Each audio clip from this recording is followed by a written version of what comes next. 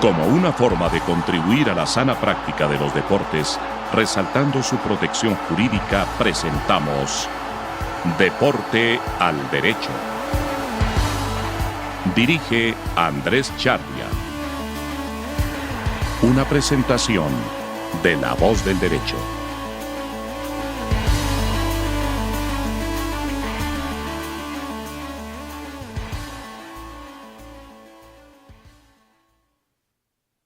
Buenos días, buenas tardes, buenas noches. ¿Desde dónde y cómo nos oigan?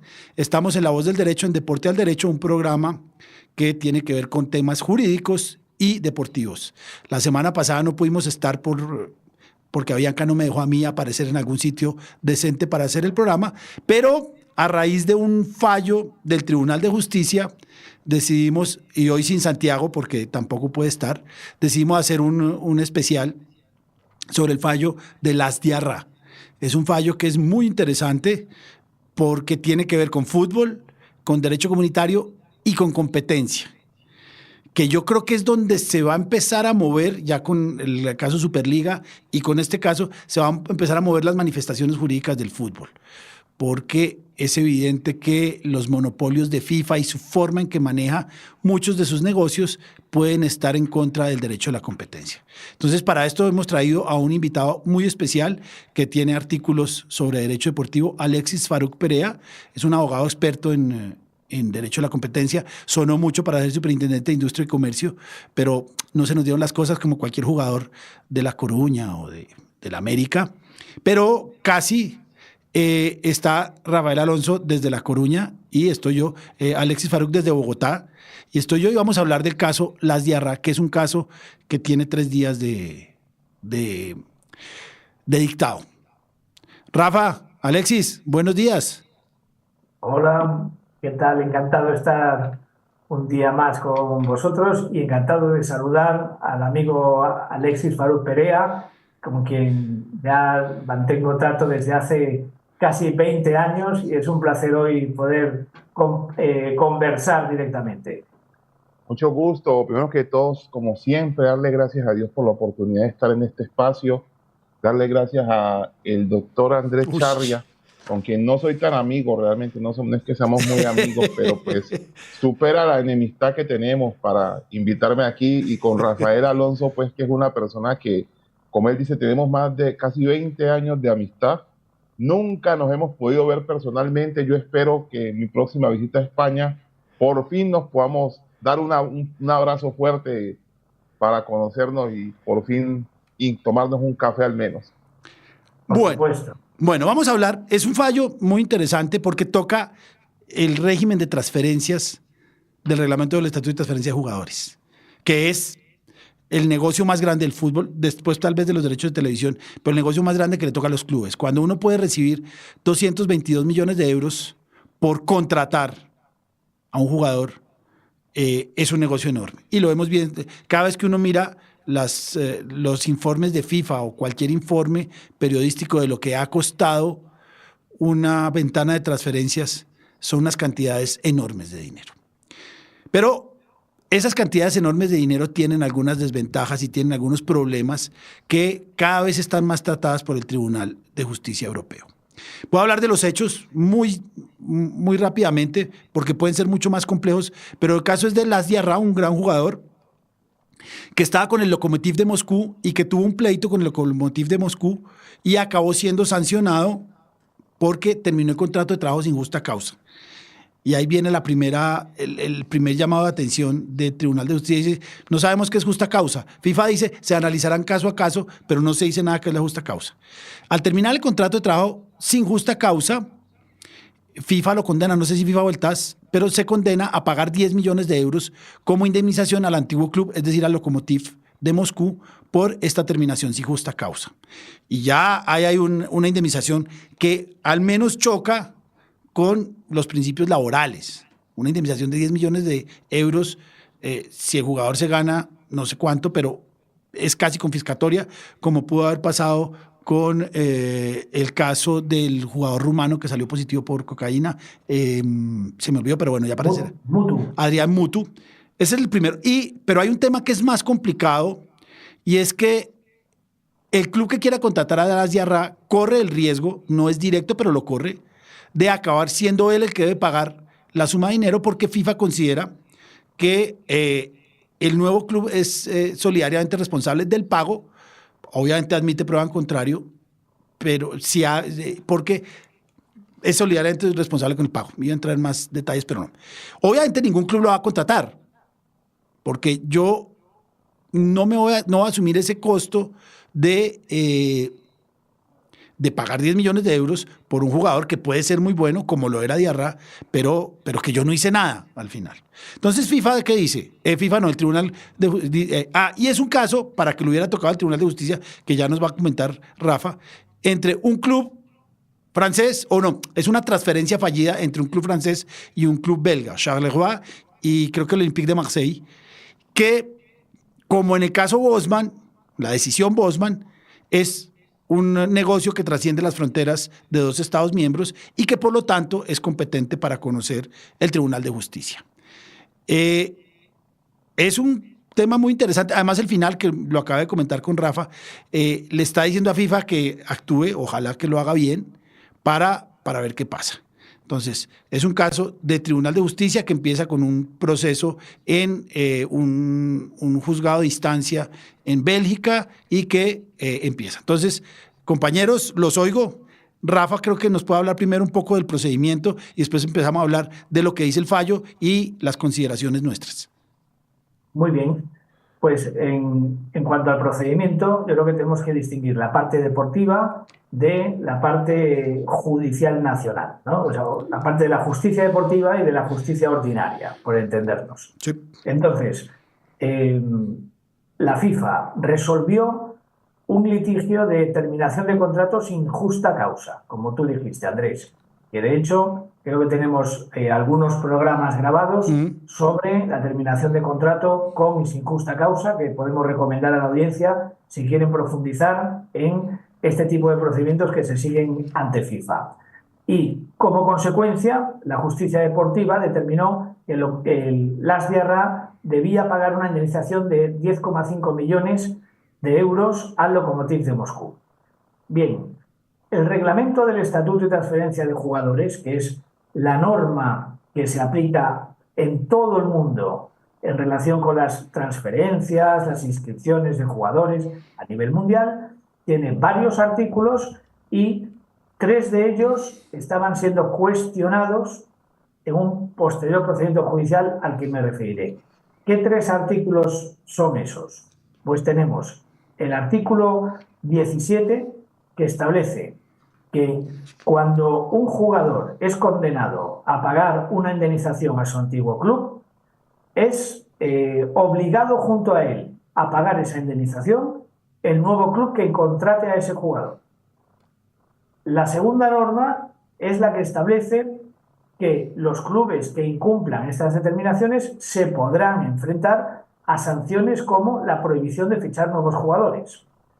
Y por último es el artículo 9, si no recuerdo mal, que establece que una de las causas por las que se puede denegar la expedición del CTI, del Certificado de Transferencia Internacional, que es el documento que emite la Federación Nacional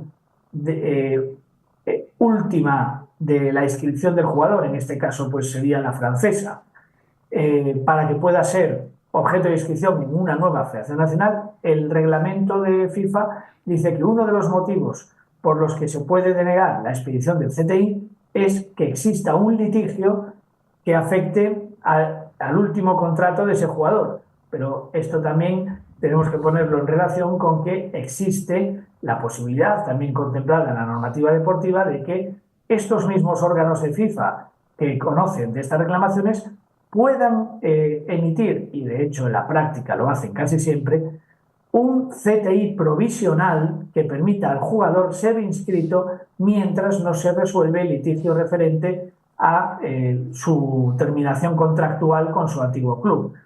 Obviamente aquí FIFA siempre vela por el derecho al trabajo de los futbolistas profesionales. Obviamente con la corta que es la carrera profesional de un futbolista, no tendría ningún sentido privarle de trabajar durante 1, 2 o 3 temporadas mientras se sustancia un litigio contractual en la primera y segunda instancia de FIFA o ante el TAS. Por lo tanto, la realidad es que esa denegación del CTI, cuando se produce, al poco tiempo después viene una autorización provisional. Pero lo que estaba en cuestión o en tela de juicio es la posibilidad prevista en el reglamento de que se deniegue el CTI por existir un litigio. Bien, ¿quién cuestiona estas normas? Un tribunal belga. ¿Por qué? Porque el ASDRA tuvo la oportunidad de trabajar, de contratar con el Charleroi, un club belga, y finalmente este club desechó la posibilidad de incorporar a Diarra ante el riesgo cierto de que pudiese tener que afrontar la indemnización de más de 10 millones de euros si contrataba al jugador. Así que, acto seguido, el futbolista demandó a la FIFA y a la Federación Belga ante la justicia ordinaria belga, reclamando una indemnización de 6 millones de euros por el lucro cesante, es decir, por el perjuicio en relación con lo que había dejado de percibir al no decidirse a contratarlo Charleroi por culpa de la normativa FIFA. Y entonces las Diarra argumentaban sus abogados que el efecto que producía esta norma de FIFA es contrario a la libre circulación de trabajadores y a la libre competencia, y que por lo tanto se les condenase a indemnizar al jugador, que de hecho en la primera instancia se les condenó. Lo que pasa que no a los 6 millones de euros que pedía el jugador, sino tan solo a 60.001 euros. Hubo una segunda apelación ante el Tribunal de Mons, y es este tribunal el que, haciendo uso de una facultad que existe en todos los tribunales de justicia de la Unión Europea, dice: paralizo el asunto porque antes de resolver, como creo que aquí está en cuestión si estas normas pueden violar o no el derecho comunitario, el derecho de la Unión Europea, voy a elevar una consulta, voy a formular una cuestión prejudicial al Tribunal de Justicia de la Unión Europea para que éste me conteste si considera que estas normas de FIFA, estos 3 artículos que pone el Tribunal de Mons, son contrarios al derecho de la Unión o no lo son. Y ese procedimiento que se ha tramitado, que ya hablamos de él también en un programa anterior, cuando el abogado general hizo sus conclusiones, que es como una especie de informe del Ministerio Fiscal, y ya apuntaba a la posible contradicción de estas normas con el derecho de la Unión, pues como sucede mayoritariamente, el tribunal ha confirmado el parecer del abogado general y ha establecido en su sentencia dada a conocer la semana pasada que efectivamente estas normas en principio podrían parecer contrarias al derecho de la Unión. ¿Por qué en principio? Porque el Tratado de la Unión Europea permite ciertas excepciones a ese tipo de normas que puedan vulnerar a priori la libre circulación de trabajadores o la libre competencia, y es que esas normas respondan a la consecución de objetivos que estén relacionados con un interés general digno de protección.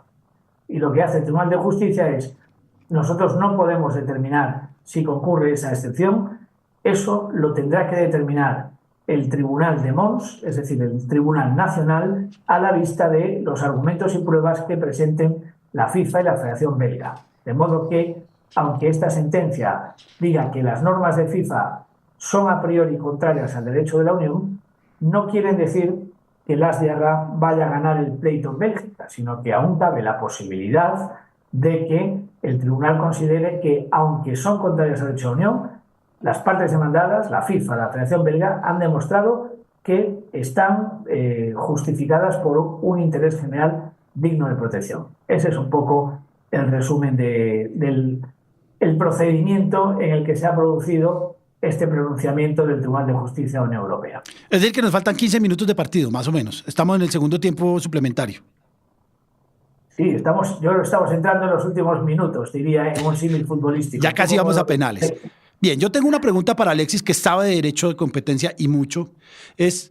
Cada vez estamos dando más cuenta que el tema del derecho y el fútbol tiene que ver con la competencia. No la competencia de los equipos, sino la libre competencia y la prohibición o por lo menos el control de los monopolios. Y se ha hablado mucho y uno de los grandes fallos que hubo fue el de la Superliga.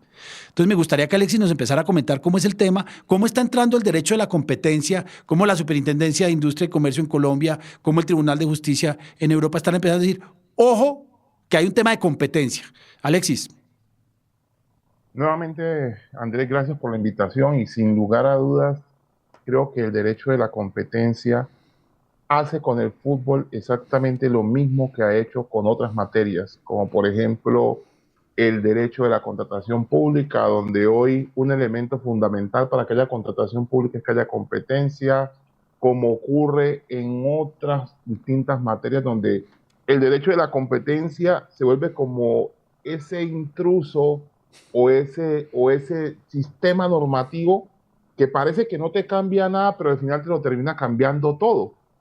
Y esto principalmente porque el fútbol y digamos en general el deporte asociado se ha entendido como un monopolio natural.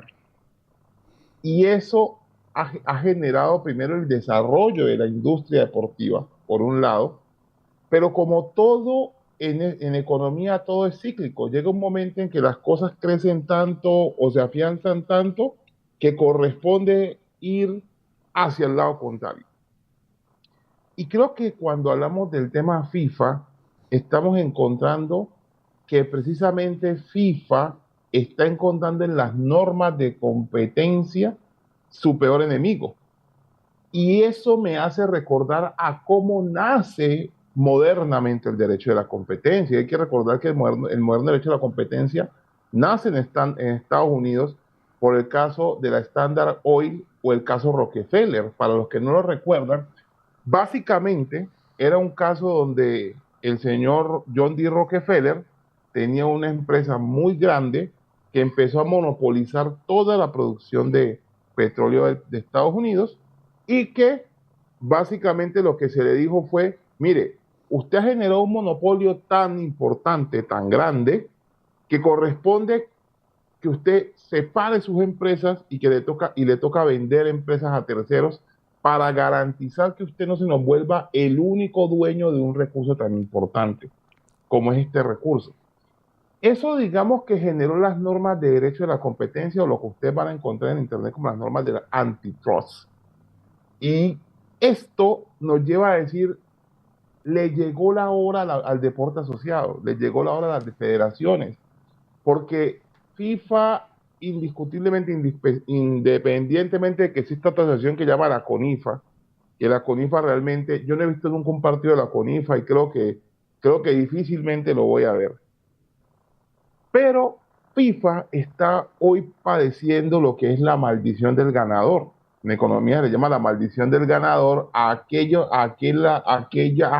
agente económico, público o privado, que fue tan eficiente a la hora de generar recursos, a la hora de generar riqueza, a la hora de generar clientela, que al final las personas que se le asociaron para llegar a ese punto quieren un nivel de independencia tal que casi que se le quieren volver competidores, caso Superliga. Entonces, aquí es donde nosotros encontramos que el derecho de la competencia y el derecho deportivo se están uniendo. ¿Por qué el derecho de la competencia y el derecho deportivo, para darle paso a donde se están uniendo? Porque el fútbol se volvió un mercado. Ustedes difícilmente van a encontrar, vamos a Andrés, el caso colombiano, difícilmente van a encontrar un caso de derecho de la competencia en deportes como el quemado o la lleva, como decíamos la gente. Porque independientemente de que haya asociaciones que se dedican al balón pesado o se dedican a deportes que son muy propios como el tejo, estos deportes no tienen mercado realmente. No tienen un mercado tan importante como lo tiene el mercado del fútbol. Y es aquí donde hay mercado que encuentra el derecho de la competencia un elemento fundamental para limitar el poder del monopolio y para delimitar la actuación de aquellos que se encuentren dentro de ese mercado. Bien, entonces ya vemos que el fútbol, y hay un caso mucho más interesante, no más deportivo en Estados Unidos, que es Federal Baseball contra National Baseball League, que fue el primero, el que dijo, sí, el deporte puede ser monopolio, pero no de cualquier forma, pero eso será otra cosa. Pero entonces empezamos a hablar ya del caso de Arrá, porque lo que dice el Tribunal de Justicia, y me corrige Rafa, es, a ver, acá hay una serie de temas que no son claros y que no es que lo que dice FIFA es que el artículo 17 que vamos a empezar a hablar es fundamental para la equidad y para el balance competitivo, sobre todo para cuidar la estabilidad contractual de los jugadores y los clubes. Y parece que no es cierto, o por lo menos eso es lo que se está preguntando el Tribunal de Justicia. Porque dicen, bueno, mire, si un jugador y un club tienen un litigio para terminar un contrato de trabajo sin justa causa y quien lo termina ese club, la indemnización es muy sencilla y esa la tiene casi todos los ordenamientos laborales. Valor residual del contrato, porque son contratos a término fijo. Y parece que es una norma sin mayor discusión. Viene el caso contrario, que es dificilísimo, y es, ¿qué pasa si el que termina sin justa causa es el jugador? ¿Cuánto debe pagar? El artículo 17 a mí siempre me ha parecido terriblemente gaseoso, porque dice, bueno, la primera es fácil, y no la han tocado, cláusulas de rescisión. Si usted ha pactado de antemano el valor de la indemnización, pues tiene que pagar eso. Pero hay muchas críticas al valor de las cláusulas de rescisión y creo que ya la hemos hablado en varios programas acá. Pero viene la segunda y ya empieza el Tribunal de Justicia a tocar temas que para nosotros son casi ley. La especificidad del deporte. Y entonces el Tribunal de Justicia dice, bueno, pero ¿qué es la especificidad del deporte? ¿Qué dice ahí el tribunal, Rafa? Bueno, ¿qué sucede con la especificidad del deporte? Que a diferencia de la libre circulación de trabajadores y la libre competencia, que son partes clave del Tratado de Funcionamiento de la Unión Europea, es decir, son artículos que forman parte de la norma más importante, de la Constitución, vamos a decir, de la Unión Europea, la especificidad del deporte no está al mismo nivel. Es un concepto que está incluido en una serie de declaraciones, de órganos de la Unión Europea, pero no está plasmada con el mismo valor en el Tratado de Funcionamiento de la Unión Europea.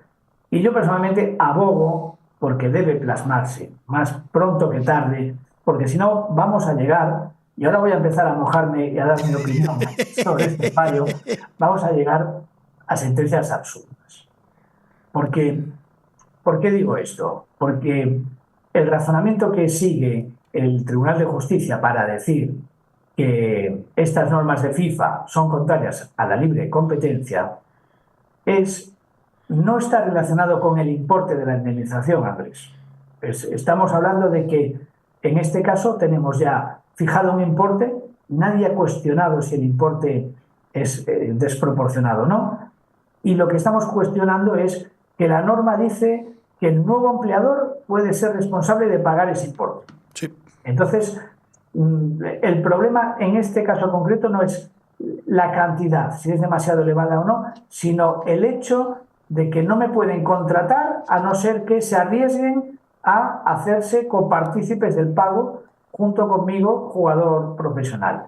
¿Y por qué dice el tribunal que esto puede ser contrario a la libre competencia? Porque dice que la posibilidad de que los clubes se fichen jugadores unos a los otros es la manifestación esencial de la libre competencia. Y si tenemos normas que limitan o restringen esa posibilidad de ficharse jugadores unos a otros, eso asemejaría ese panorama a un pacto de no captación entre todas las empresas, que eso es lo que prohíbe la libre competencia, que las empresas se pongan todas de acuerdo entre ellas para realizar ciertas prácticas concertadas que van en perjuicio de los consumidores, o aquí quizá se podría razonar que en perjuicio de los futbolistas que se ven privados de la posibilidad de cambiar de club y por lo tanto mejorar sus emolumentos. Pero ahora os voy a poner un ejemplo muy claro llevado al absurdo. Vamos a suponer que la final de la Liga de la DIMAYOR se jugara a doble partido, ida y vuelta. Y en el partido de ida gana el Millonarios 3-0, y en el partido de vuelta Nacional ficha entre los 7 días que van de un partido a otro, ficha a los 2 mejores jugadores de Millonarios para que jueguen la vuelta con ellos.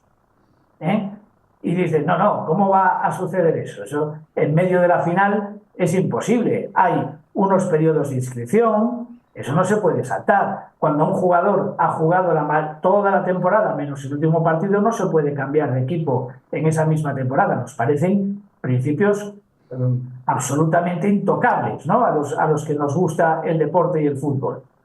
Y vamos a suponer que Nacional tuviera un patrocinador a un Emirato Árabe sin límite de dinero y que hubiera puesto una cantidad sobre la mesa totalmente irrechazable para esos 2 jugadores y a la cual Millonarios aún no podría llegar jamás, ni siquiera a pesar de su nombre. Entonces, también nos estaríamos cargando el fair play financiero, ¿verdad? Porque, digamos, no hay posibilidad, no hay ningún límite de tope salarial, que se ponga el dinero que haga falta. Faltaría más, si no estaríamos limitando la libre competencia. Pues podríamos llegar al absurdo de que esa situación que os estoy dibujando, si llegase a darse en Europa y llegase al Tribunal de Justicia de la Unión Europea, dijeran una norma que pone un tope de dinero que puede tener un club es contrario a la libre competencia, a no ser que ese dinero venga de un Estado miembro, porque entonces sería una ayuda de Estado que está prohibida por el por el derecho a la competencia. Pero si viene de una empresa privada, no hay por qué poner ningún tipo de límite a los patrocinios que pueda obtener un club. En segundo lugar, el que existan solo unos periodos de inscripción durante los cuales los jugadores pueden ser inscritos en los equipos limita la libre circulación de trabajadores, porque no puede cambiarse. Vamos a suponer que ahora fuera la final de la Champions, lo que se juega ese doble partido. El jugador no puede cambiar de Italia a España. Entonces, esto va contra la libre circulación de trabajadores, porque no se puede cambiar del Inter de Milán al Real Madrid en justo la semana en la que se decide el campeonato, o entre semifinales y la final. Y cualquier norma que estableciera que a partir de jugar un determinado número de partidos con un equipo, el futbolista ya no se puede cambiar a otro equipo de la misma competición, en la misma temporada, también sería contrario a la libre competencia. Y yo creo que eso sería totalmente absurdo. Y ahí es donde tendría que entrar la especificidad del deporte. Es decir, estos son normas esenciales para que una competición pueda funcionar. Si permitimos que una competición deportiva se rija por las normas más salvajes del capitalismo, sin ningún tipo de regla que todos deban observar para garantizar un poco la igualdad, porque precisamente en el deporte tendemos a evitar esa libre competencia absoluta y que los pequeños tengan un cierto número de posibilidades de ganar al grande. Si no hubiera este tipo de normas, a poco que un jugador empezase a despuntar, los equipos más grandes ficharían a esos jugadores y ni siquiera tendría la posibilidad el equipo pequeño de disfrutar al menos una temporada de una jornada de buenos futbolistas. Lo que pasa Entonces, dale. Sí. Dale. Entonces, Concluyendo, creo que es absolutamente necesario que la especificidad del deporte represente un límite a la injerencia absoluta de la aplicación de la libre competencia sin un tipo de cortapisas en el deporte profesional. A pesar de que sea una actividad económica, necesita un tratamiento especial. No le podemos aplicar a rajatabla las mismas reglas que aplicaríamos a cualquier otro sector económico. Es mi opinión y quiero mojarme de esa manera. claro, lo que pasa es que el tribunal no dice que no haya especificidad del deporte. Lo que sí dice es que la defina, que es distinto. Alexis, pero ahí sí hay temas de competencia, ¿cierto? Indiscutiblemente.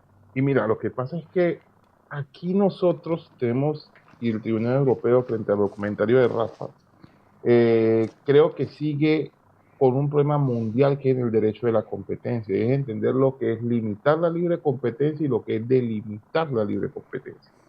Y creo que estos dos conceptos son importantes, porque limitar la libre competencia es, imaginémonos que tú tienes que ir del punto A al punto B, y yo en el punto C te pongo una barrera, en un punto intermedio te pongo una barrera. Y eso se reflejaría en, yo quiero ingresar al mercado o quiero participar del mercado. Y es coger mi producto y llevárselo a mis clientes, ¿cierto? Imagínate que yo en la mitad ponga una barrera, de modo tal que yo no puedo llegar a los clientes. O que debo llegar a los clientes del punto A de mi producción al precio del consumidor. Yo debería llegar a un precio libre, y lo que estoy es haciendo un acuerdo para que el consumidor en vez de pagar un euro, me termine pagando 2 euros. Eso es limitar la libre competencia. ¿Me entiendes? O porque no permiten que llegues al cliente, o porque está llegando al cliente en una condición que no es natural. ¿Cómo es la delimitación de la libre competencia? Es cuando yo le digo a los agentes del mercado: sí, ustedes pueden llegar al cliente, perfecto, pero van a llegar bajo estas reglas. La primera, ustedes todos tienen que regularse, todos tienen que inscribirse en un determinado registro. Ustedes tienen que producir los alimentos, supongo que fueron alimentos, con estas condiciones de calidad. Ustedes me tienen que tener una determinada fecha de vencimiento. Esas son delimitaciones de la libre competencia. Y eso casi siempre, las delimitaciones se van a tener que hacer a través de regulación. Una cosa es cuando la regulación no permite que nuevos agentes ingresen al mercado, o que hace que la carga de ingreso al mercado sea excesiva, en cuyo caso la delimitación se convierte en una limitación a la participación de los agentes en el mercado. Y otra cosa muy distinta es cuando hay reglas que son alcanzables por la totalidad de los agentes que tienen capacidad de participar en ese mercado. Es distinto. Y te he colocado un ejemplo muy claro. La banca. No todo el mundo puede coger, y nos unimos aquí Rafael, Andrés y yo, y decimos: vamos a poner cada quien 4 euros y colocamos un banco y empezamos a captar recursos. Porque obviamente es una actividad que, además de tener como fundamento la confianza del público en el sistema, pues indiscutiblemente no se le puede confiar a todo el mundo. En cuyo caso hay una delimitación de esa libre competencia. Lo que los bancos no pueden hacer, que sí limita la libre competencia, es decir, bueno, como tenemos unos requisitos altos y en Colombia somos 16 bancos, pues venga, ¿por qué no ponemos todos la tasa de interés en un 20%? Igual, si no les gustó, ¿a quién le van a prestar? ¿Ya me entiendes? Sí. Pero entonces... Y es ahí sí, dígame. No, dale, sigue. No, y es ahí donde yo creo que el principio de especificidad del deporte no deja de ser el mismo problema que tenemos en todas las áreas en las que el derecho de la competencia se mete. El derecho de la competencia ha sido diseñado puro y duro para mercados no regulados. Así de sencillo. Por eso el derecho de la competencia en industrias como las industrias del sector real te funciona bien. Porque ahí lo que vamos a entrar a determinar es: ¿se pusieron de acuerdo o no se pusieron de acuerdo? El señor de Coca-Cola tiene posición de dominio, está usando el señor de Concel o de una empresa de telefonía móvil que tiene más del 80% del mercado, está exagerando los precios o está haciendo maniobras para que los demás no entren, básicamente frente a conductas que no están reguladas. Pero cuando se trata de mercados hiperregulados como el mercado del fútbol, el derecho de la competencia tiene que adaptarse a ese mercado. Y es en esa transición donde normalmente vamos a encontrar los problemas de derecho de la competencia. Esa transición es bastante costosa. Claro, porque hay uno que es claro. Le dicen a UEFA más que a FIFA: usted tiene que dejar que la gente organice campeonatos. No le puede decir a un jugador que juega en la Superliga que no puede jugar los campeonatos de UEFA. Y ahí, bueno, realmente ahí te corto un momento, Andrés. Te recuerdo que lo que dice el tribunal en el caso de Superliga es: si usted tiene unas normas, señores de la UEFA, si ustedes tienen unas normas que exigen pedir autorización para hacer esas competiciones privadas, y pueden ustedes denegarlas y además decirles que a los que van a participar que se quedan fuera de sus competiciones, ustedes pueden hacerlo, pero siempre y cuando los criterios en los que se van a basar para determinar las competiciones que pueden ser autorizadas o no son transparentes y permiten que alguien pueda anticipar lo que le van a decir antes de hacer la solicitud. Pero los suyos, a esta fecha de los hechos juzgados, eran demasiado oscuros. Listo. Pero digamos que ahí puede decir, usted no puede abusar de su posición dominante, su posición monopolística. Eso fue lo que dijo al final. En el caso de Diarra, lo que le están diciendo es, usted le está cerrando la posibilidad, yo no sé si será un consumidor, pero a un trabajador de trabajar, porque hay unas normas que están, y ahí viene si es un tema laboral o si es un tema de la competencia. Es que en realidad yo creo que el foco no lo ponen sobre Diarra, sino sobre el Charleroi. Lo que está diciendo el Tribunal de Justicia es el Charleroi debería tener derecho a ficharle un jugador al Lokomotiv, al Olympique de Marsella, etcétera, y no dejar de hacerlo por el riesgo financiero de tener que asumir una suma cuantiosa. Sin que él haya participado en ese cálculo de la suma ni en el surgimiento de esa suma. Correcto. Entonces, aquí, desde el punto de vista de la libre competencia, el sujeto protegido por esta sentencia no es Diarra, sino que es el Charleroi. Porque el razonamiento, que para mi gusto es demasiado simplista, es que una manifestación de la competencia es que los clubes se puedan fichar jugadores unos a otros. Yo ahí estoy con Alexis. Si tenemos un mercado súper regulado que establece que, por supuesto que te puedes fichar jugadores unos a otros, pero hay unos límites de tope salarial, de fair play financiero, de periodos de inscripción, con excepciones. Hombre, si vas a fichar a un jugador sin equipo, puedes hacerlo fuera del periodo de inscripción, etcétera. Ya está suficientemente garantizado ese derecho. No tiene que ser absoluto. Se pueden poner ciertas cortapisas que además responden a un interés en preservar la igualdad en la competición. Y al final lo que viene a decir el tribunal es que esto de que un club se retraiga de fichar a jugadores, al final se asemeja a como si todos los clubes participantes hubieran hecho un pacto de no captarse jugadores recíprocamente. Para nada, para nada. Y os pongo un ejemplo para terminar. En España, y supongo que en Colombia también existirá algo parecido, para preservar los derechos de los trabajadores y los derechos de la hacienda pública, de la seguridad social, cuando una empresa tiene deudas con los trabajadores o con las administraciones públicas, el empresario que venga después y quiera montar el mismo negocio en el mismo local o llevarse los activos esenciales, un horno de fundición para emplearlo para esa actividad, la ley le dice, usted se hace responsable subsidiario de esta deuda, porque usted es el sucesor en la actividad empresarial del empresario moroso. Pues la norma de FIFA es un poco la misma. Dice, si tenemos a un club que no ha cobrado una indemnización y usted va a fichar al jugador moroso que no le paga el club, usted va a ser sucesor de ese jugador moroso y también le va a tener que pagar al club.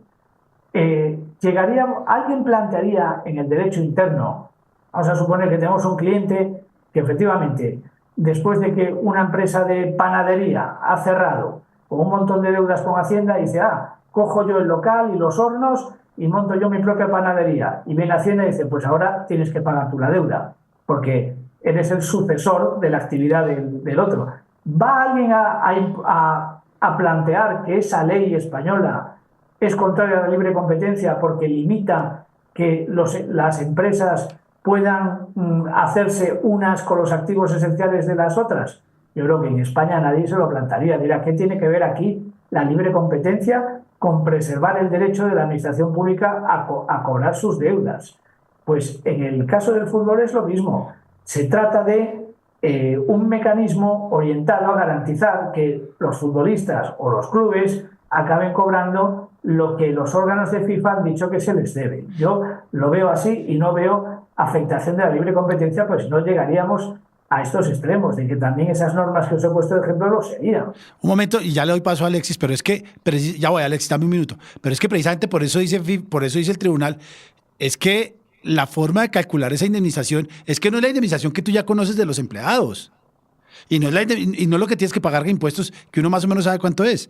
Pero la forma de calcular la indemnización acá es con unos criterios que realmente no atienden a la realidad. Y que precisamente por eso, dígame cuál es la especificidad del deporte. ¿Por qué un jugador que ganaba no sé cuánto, pero ganaba menos de 10 millones de euros, va a tener que pagar 10 millones de euros? ¿Dónde está el perjuicio? ¿Cuáles son los criterios objetivos? Porque estoy de acuerdo contigo que si yo tomo una empresa y le cambio 3 cositas y me despido a todos los trabajadores, pues claro que soy el sucesor. Pero es que acá lo que te dice el tribunal es, ojo, pero es que 10 millones de euros para un trabajador, primero es absolutamente sanción, pues no tiene sentido. Y segundo, es que quien lo va a contratar nunca participó en ese cálculo y nunca sabía cuáles van a ser los cálculos. Es que 10 millones de euros es confiscatorio. Y entonces lo que dice el tribunal, me parece a mí que fue lo que yo entendí, es usted no puede cerrarle la posibilidad a un trabajador de buscar trabajo con cuando se le falló una indemnización sin unos criterios lógicos. Y trata uno por uno los criterios de indemnización del artículo 17. Para mí va más para allá. Es decir, nadie te está diciendo, no, hay que pagarlos, sí, pero que sean lógicos. Alexis, derecho de la competencia. Bueno, lo que pasa es que para resolver este tema hay que entender que la herramienta a utilizar no es la que nos plantea Rafa. Nosotros tenemos que utilizar esta herramienta desde el análisis económico del derecho y por eso les hablaba de que en cada caso el derecho de la competencia tiene que utilizar la herramienta adecuada. Resulta que nosotros aquí tenemos que utilizar la economía del trabajo y cuando leemos la economía laboral nos vamos a dar cuenta que en el derecho del fútbol, y eso ya lo he planteado en varios eventos, el consumidor en el mercado de transferencias no es el jugador. El consumidor en el mercado de transferencias es el club. Es decir, el club es realmente quien ocupa la posición de consumidor. ¿Ya me entiendes? Es el club quien ocupa la posición de consumidor. Y entonces ahí viene un tema que es el principio que aquí se agota en esta decisión es, ¿y por qué un tercer club no tendría derecho a consumir ese servicio que ofrece el futbolista? Y es ahí donde encuentra, en esa visión diferencial, y que yo sé que suena un poco extraña, pero es esa visión de la economía laboral, donde se encuentra realmente el problema de competencia.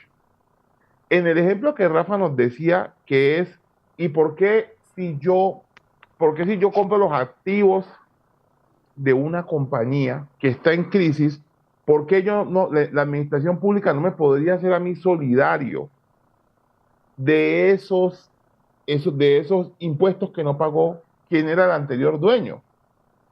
La respuesta del derecho de la competencia sería porque le estás impidiendo a un tercero, que es ese que adquiere los activos, le estás impidiendo acceder al mercado. Porque la adquisición de los activos no se hace a título gratuito. La adquisición de los activos se hace a través de un intercambio de titularidad. Yo intercambio mi dinero por los activos que tú me estás dando. Es decir, aquí la administración pública le correspondería ir tras del dinero, más no tras de lo que ha adquirido la persona tercero que lo ha adquirido inclusive de buena fe, que puede inclusive ni saber en cuánto estás endeudado tú con la administración pública. Si trasladamos ese ejemplo al fútbol, lo que entiendo yo, visto desde la economía del trabajo o desde la competencia en la economía del trabajo, es que lo que está diciendo el Tribunal Europeo es, mire, yo como club que quiero contratar a ese jugador, no tengo por qué verme limitado a contratar a ese jugador con una norma que me impone una solidaridad a mí, cuando al final del día la relación que estuvo rota fue la relación entre el club inicial y el jugador. No tengo por qué yo sufrir esa consecuencia. Ahora, si miramos el tema desde el análisis económico del derecho, vamos a encontrar que autores como Richard Posner o Gary Becker nos han hablado de los incentivos. Y claramente esta es una norma que tiene un incentivo y es lograr que los contratos efectivamente se cumplan.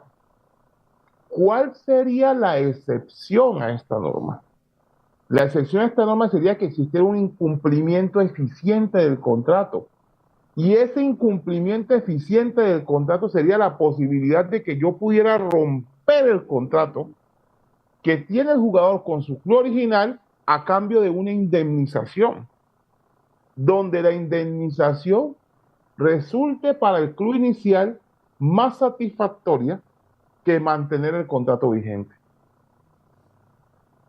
Bueno, derecho a la Aquí creo competencia. que más que el tema de la indemnización, el fin que persiguen las normas de FIFA no es que se indemnicen las finalizaciones de contratos sin justa causa, sino que una vez que un órgano de FIFA ha determinado la indemnización que se debe, el interés general es garantizar que esas indemnizaciones se paguen de manera efectiva. Y como herramienta para conseguir ese fin, establecen que si no lo paga el jugador, pues que lo pague el club al que quiera incorporarse. A nadie se le escapa que al final lo que quiere la norma es que o pague el club o pague el jugador. Que el propio Diarra, como él acabó viendo para ir a la justicia, diga, pues voy a tener que pagar porque si no, no voy a poder seguir trabajando. Claro, Rafa, pero es que hay un tema ahí y yo lo he vivido y lo viví. Hay dos fallos que son famosos en eso. Es el fallo Webster y el fallo Elkin Soto, donde no hay forma de buscar un criterio objetivo para pagar la indemnización. ¿Tú de dónde sacas que son 10? No he leído el fallo de Arra, pero hay a uno siempre le dicen, y me pasó con el Once Caldas y el Quisoto, yo mínimo necesito 2 millones de euros, que era lo que decía el club que costaba el Quisoto. Busca criterios objetivos. Es que también el tribunal dice, es que ustedes tienen que calcular bien la indemnización. ¿De dónde sacan, salvo que hay una cláusula de rescisión, y eso es otro tema, de dónde sacan los criterios para calcular el valor de la indemnización de un jugador cuando termina el contrato de trabajo? Y no digamos de un jugador, de un trabajador. Claro, es evidente que hay una pérdida para un club, tal vez es el único empleador que sufre una pérdida real, no sé cuál. Pero salir a decir que es que me debe 20 millones de euros, 30 millones de euros, porque en Transfer Market me dice que es que el valor de ese jugador era tanto, sin ningún... Es decir, Transfer Market no puede ser un criterio objetivo. Entonces, lo que te dice, y lo dice el artículo 17, ¿cuáles son los criterios objetivos que hay? Claro, para el jugador es facilísimo, valor residual del contrato. Y para el club, una que no me gustó que le tocó ahí es el valor que asumió el club en comprar el jugador, por decirlo de alguna manera, que es el caso de Ortega. A Ortega pagó 12 millones de dólares el Fenerbahce, Ortega se fue al primer año, pues le debe 10, porque fue lo que lo compró. Dice el tribunal que es que esos son unos acuerdos previos a la llegada del trabajador y que por lo tanto tienen nada que ver y que lo único que busca es la estabilidad financiera de los clubes. Yo estoy de acuerdo en que hay que pagar una indemnización, estoy totalmente de acuerdo, pero los criterios que hablan solo hablan de especificidad del deporte y por ahí salen los 10 millones de euros. Porque dicen ley nacional, no la utilizamos. Valor residual del contrato, no tiene nada que ver. Valor del nuevo contrato, menos tiene que ver. ¿Dónde está el perjuicio? Es que el tema, y yo estoy de acuerdo contigo, hay que pagar una indemnización. Lo que pasa es que no puedes pagar las indemnizaciones que se inventa FIFA o el Tribunal Arbitral del Deporte con un San Benito que es la especificidad del deporte. Claro, hay que pagarla. Claro, hay que tener periodos de inscripción. Claro, hay que hacer todo lo que tú estás diciendo, para no llegar al absurdo de entre un partido y otro en la final lleguen 5 jugadores buenos. Estoy de acuerdo. Y hay que pagar la indemnización. En la pregunta, y ahí está, no lo vamos a poder solucionar entonces, ¿cuál es la indemnización? Si no hay una cláusula de rescisión, que tampoco son lógicas, porque acá en Colombia hay jugadores que ganan 1.300.000 pesos al mes y deberían pagar 6.000 millones de pesos por una cláusula de rescisión. Entonces, es el problema. Pero ya para terminar, porque me hacen jetas acá, Luis, es un fallo que va a tocar el sistema de transferencias. Es un fallo que se está mirando desde el punto de vista del derecho de la competencia. Porque el de Bosman fue puro laboral. Era laboral. ¿Cómo así que yo sin contrato de trabajo no me puedo mover? Este es un tema de derecho de la competencia y no había pensado lo que dije Alexis para que vean que acá no hay libreto, es que el consumidor acá es el club. Yo pensé que el consumidor era el jugador, pero de pronto sí es el club. ¿Qué viene? No sé. ¿Qué dice el fallo al final? ¿Qué le dice el juez? ¿Y por qué es que terminamos ahí, Rafa? Y si Alexis tiene algo que decir. Lo que dice el fallo al final es que estos artículos que hemos comentado parece que son contrarios al derecho de la Unión, a no ser que puedan tener su excepción justificable a la vista de las pruebas y argumentos que se puedan presentar ante el Tribunal de Apelación de Mons. Yo como reflexión final, simplemente decir que, por ejemplo, por lo que te preocupa a ti, Andrés, que es la indeterminación de la indemnización, yo creo que sería bueno, estoy de acuerdo contigo, que una futura redacción del artículo estableciese un límite máximo a las indemnizaciones. Como la ley brasilera. Objetivos. Por ejemplo, esa indemnización jamás podrá ser superior al precio pagado de transferencia por el anterior club o a el duplo del salario anual del jugador, etcétera. Se pueden establecer varios criterios. La más alta de las siguientes, y se pueden poner 2 o 3 del mismo estilo. Y en cuanto a lo que va a pasar, a ver, sinceramente, yo creo que en estos casos los tribunales nacionales lo más fácil que tienen es, si el Tribunal de Justicia ha dicho que es contrario al derecho de la Unión, es contrario al derecho de la Unión. Ya está. No me lo han justificado de manera suficiente. Pero yo insisto, creo que en este caso a mí me parece que hay cierta ligereza en la apreciación de que esto es contrario a la libre circulación y a la libre competencia, y que FIFA y la Federación Belga tienen mucho que alegar y mucho que probar en relación con estos argumentos que hemos comentado hoy sobre motivos por los cuales estaría plenamente justificada la existencia de estas normas. Que los vaya a aceptar el Tribunal de Mons ya es otra cosa, pero creo que hay suficiente material para poner argumentos sobre la mesa antes de que se dicte la sentencia en el Tribunal Nacional. Alexis. Bueno, pues yo coincido con Rafa en algo, y eso es lo que coincido, es en que el Tribunal de Mons va a replicar a rajatabla lo que dijo el Tribunal Europeo. Yo creo lo mismo. Pero como te digo, siempre estos espacios son para reflexionar, y creo que la reflexión del día de hoy viene por el hecho de entender esa relación de consumo y entender quién es el que realmente consume aquí. Eso es muy bueno. Yo creo que si nosotros entendemos eso, empezamos a ver que el fallo no es tan absurdo como en principio se cree. Ni tampoco creo yo, y aquí sí discrepo con mi amigo Rafa, que sea tan tomado a la ligera. Lo que yo sí le condeno como pecado al fallo es que no haya sido tan específico en explicar las razones. De pronto yo, porque mi ejercicio profesional es de todos los días leer economía y leer derecho y leer economía y leer derecho de la competencia, alcanzo a entender el gran fondo que hay. Pero creo que el pecado que tiene la sentencia es no ser específica en decir, hombre, esta relación de consumo, como en todas las relaciones laborales, aquí el oferente es el jugador y el demandante es el club. Así es. Porque si tú explicas eso, ya la redacción y el entendimiento de la sentencia cambia. Bueno, yo creo que nos va a tocar ojalá esté Santiago, porque él también es bastante disidente de lo que nosotros pensamos, pero yo creo que nos falta esperar la definición por penales, que es la decisión del juzgado de Mons.